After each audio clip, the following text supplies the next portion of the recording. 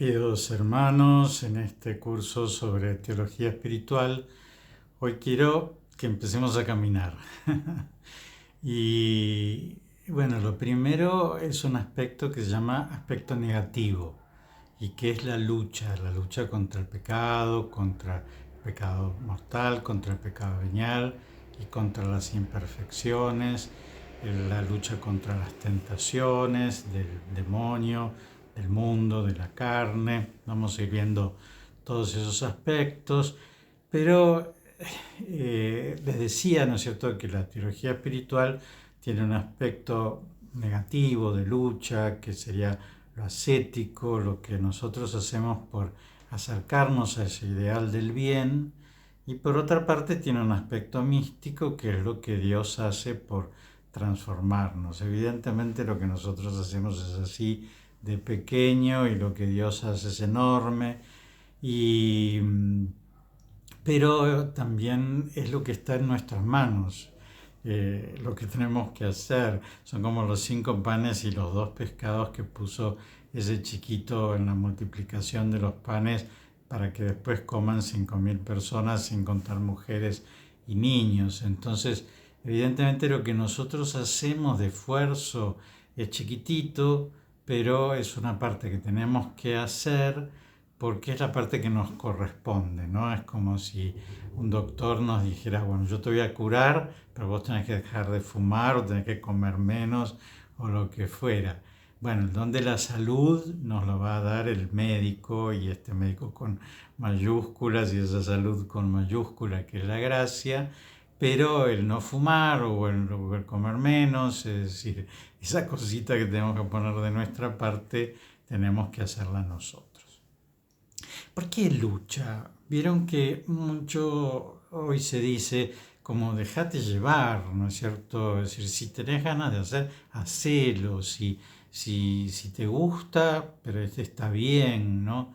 Bueno, eso no es lo que nosotros pensamos desde una antropología cristiana. ¿Por qué?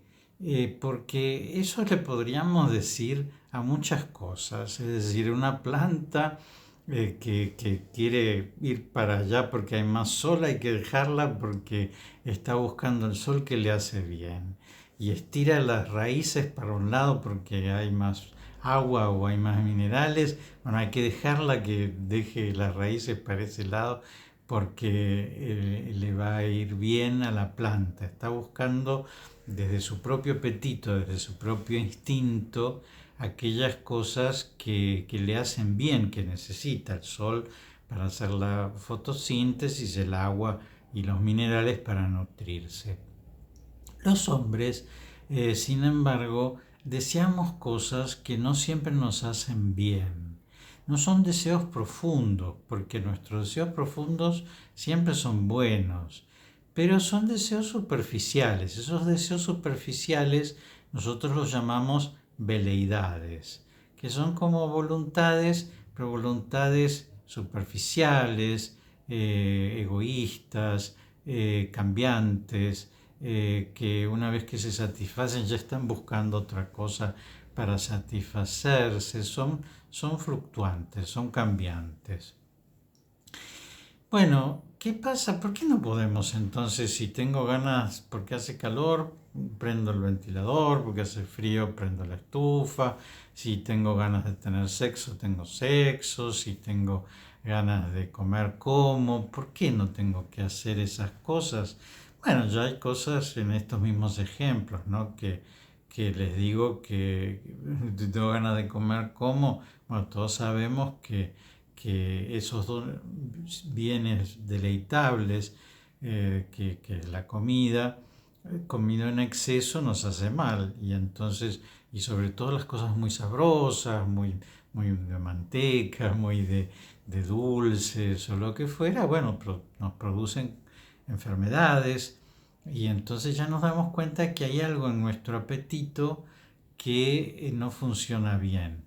Y que es curioso porque nosotros en los animales, por lo menos en aquellos que no están domesticados y que por lo tanto no tienen en general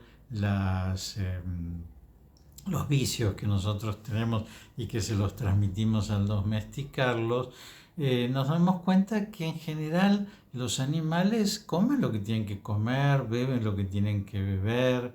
Es decir, un gato gordo es un gato al que nosotros le damos mucha comida y le compramos cosas muy ricas para que coma. Pero si no, normalmente, es decir, el animal busca lo que necesita para satisfacer su hambre y una vez satisfecho no busca otra cosa.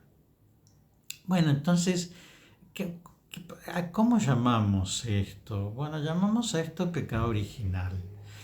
Es decir, nosotros creemos que Dios nos hizo a nosotros bien, como hizo bien todas las cosas, y que entonces en nuestra naturaleza no hay un desorden, y que nuestra naturaleza es tan natural, por decirles entre comillas, como la de los animales, o la de los vegetales, o la de los minerales. Pero, ¿qué ha pasado con nuestra naturaleza? Bueno, algo ha funcionado mal y como nosotros somos inteligentes y libres, algo ha funcionado mal a sabiendas nuestra inteligencia y optando por eso, libertad, ¿no es cierto?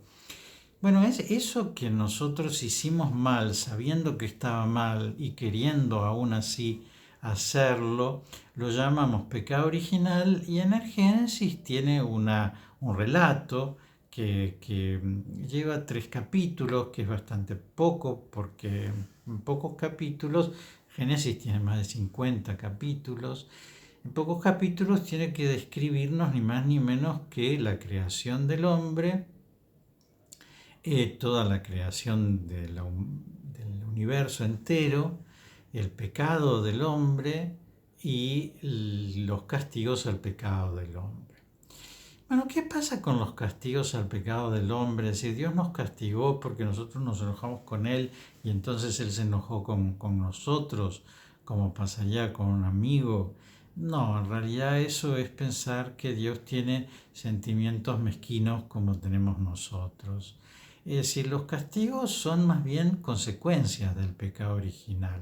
Entonces, por decirles un ejemplo que ponía en la catequesis, ¿no?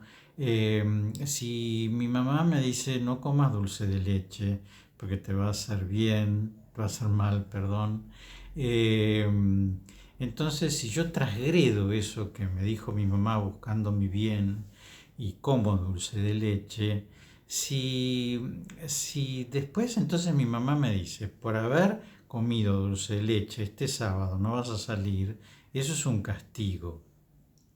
Pero si por haber comido dulce de leche me duele el estómago, eso no es un castigo, es decir, mi madre no hizo nada, simplemente pasó eso que ella me había advertido, es decir, eso que ella me había dicho que iba a pasar si comía dulce de leche, me pasó, me cayó mal y me duele el estómago. Entonces, los que llamamos castigos del pecado original podrían ser como consecuencias del pecado original. Si Dios nos previno, no coman de este árbol, que significa no me desobedezcan, vivan de acuerdo a mis normas, vivan de acuerdo a mis leyes. El hombre voluntariamente quiso transgredir esas leyes y después tiene que enfrentar las consecuencias del pecado original. Bueno, sobre esto hay videos que hablan sobre el tema del pecado original, así que no me alargo en el tema, pero simplemente contarles que son 3 las consecuencias en el Génesis. La primera es a la serpiente le dice, pondré enemistad entre ti y la mujer, entre su linaje y el tuyo, te arrastrarás sobre tu pecho y comerás polvo todos los días de tu vida. Es decir, que el demonio va a ser un ser rastrero, que va a comer polvo todos los días de su vida, es decir, va a comer porquería porque se va a alimentar de nuestro pecado y va a tener enemistad con el mundo de los hombres. Pero fíjense que ya ahí, en el mismo primer castigo, por decirles, o en la primera consecuencia dice, tú intentarás morderle el talón y él te aplastará la cabeza. Es decir, el demonio va a tratar de agarrarnos por nuestra parte débil, ¿se acuerdan el talón de Aquiles? Es decir, aquello que nos hace perder nuestra condición erguida, para justamente llevarnos a una condición rastrera como la suya, para que también nosotros comamos polvo todos los días de nuestra vida. Pero ella nos dice, pero uno del linaje, ¿no es cierto?, de los hombres te aplastará la cabeza. Bueno, dice a la mujer, dice, hacia tu marido irá tu apetencia y él te someterá, parirás con dolor. Es decir, que la ruptura que le anuncia la mujer es la ruptura del mundo de los afectos, es decir, hacia tu marido irá tu apetencia y él te someterá. Ya no hay una relación de amor entre Adán y Eva, sino hay una relación de competición, quién es más fuerte, quién domina a quién. Y por otra parte, parirás con dolor, es decir, eso que naturalmente la mujer venía a hacer al mundo, que era participar de la capacidad creativa de Dios, ¿no?, de gestar vida en su vientre, va a convertirse en algo doloroso. Y no solamente significa los dolores del parto, sino que significa qué difícil es educar, qué difícil es transmitir los valores, qué difícil es corregir, qué difícil es enseñar, todas las cosas, qué difícil es gobernar. Es decir, qué difícil es mantener esa relación de donación de vida que está simbolizada en la maternidad. Y después al hombre le dice, esta tierra producirá para ti espinas y abrojos, ganarás el pan con el sudor de tu frente. Es decir, que así como a la mujer le da un castigo en el mundo familiar, porque va a significar el mundo de los afectos, al hombre le da un castigo en el mundo del trabajo, y que esa tierra que hasta ese momento era un paraíso y bastaba que él agarrara una fruta y la comiera, se iba a convertir en espinas y abrojos, es decir, se iba a defender de él. Y entonces va a ser difícil llevar el pan a la mesa de los hijos, vamos a tener que hacerlo con el sudor de nuestra frente. Bueno, entonces eso produce una cosa que nosotros llamamos pondus peccatus, es decir, que sería el peso del pecado y sería como una especie de ley de gravedad. ¿Vieron? Así como las cosas, el agua tiende a irse abajo, ¿no es cierto? Las cosas tienden a caerse. Bueno, nosotros después del pecado original tendemos al pecado, nos es más difícil decir la verdad que decir la mentira, nos es más difícil ser humildes que ser soberbios, nos es más difícil ser castos que ser sensuales, nos es más difícil ser generosos que ser avaros.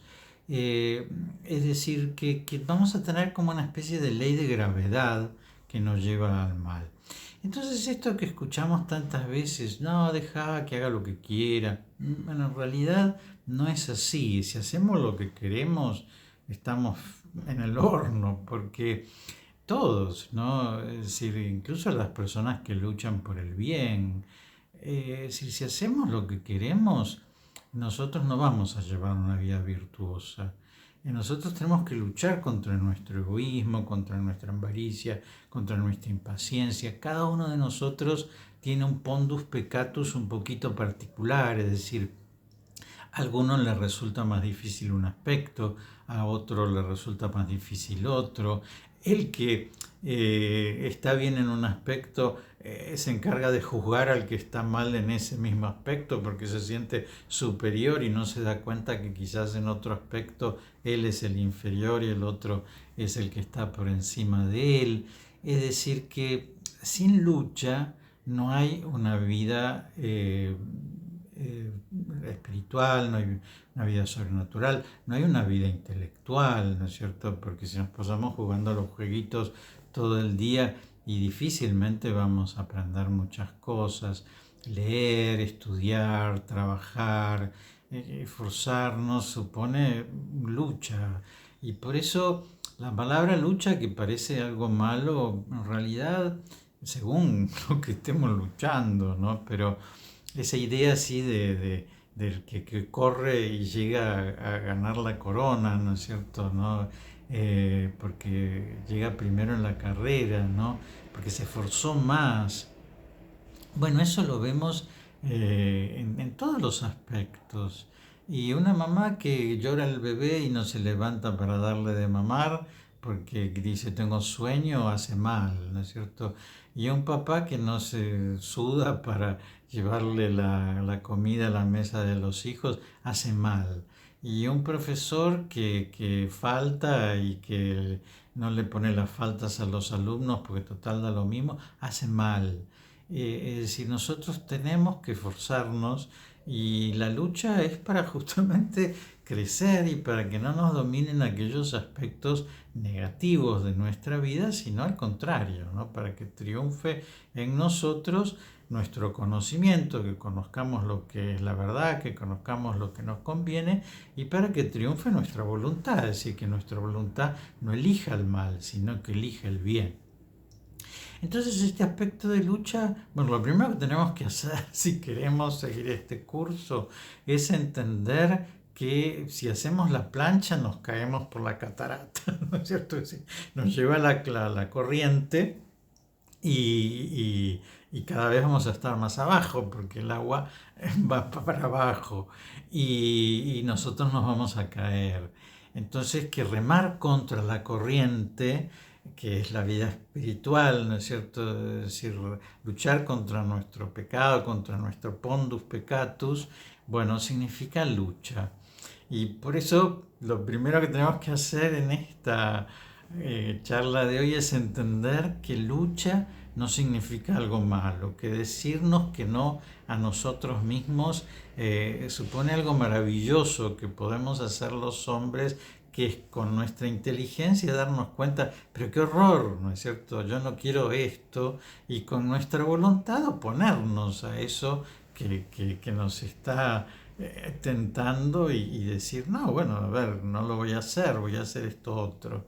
Y eso es algo maravilloso que tenemos los hombres justamente por ser libres. Entonces nuestra libertad podemos usarla para el mal. Y Dios, que es tan respetuoso de nuestra libertad, no nos lo prohíbe, ¿no es cierto? Sino que nos respeta esa libertad. Pero podemos utilizarla para el bien. Y eso es lo maravilloso que está en nuestras manos. Bueno, les dejo la bendición, que Dios los bendiga y los proteja en el nombre del Padre y del Hijo y del Espíritu Santo. Amén.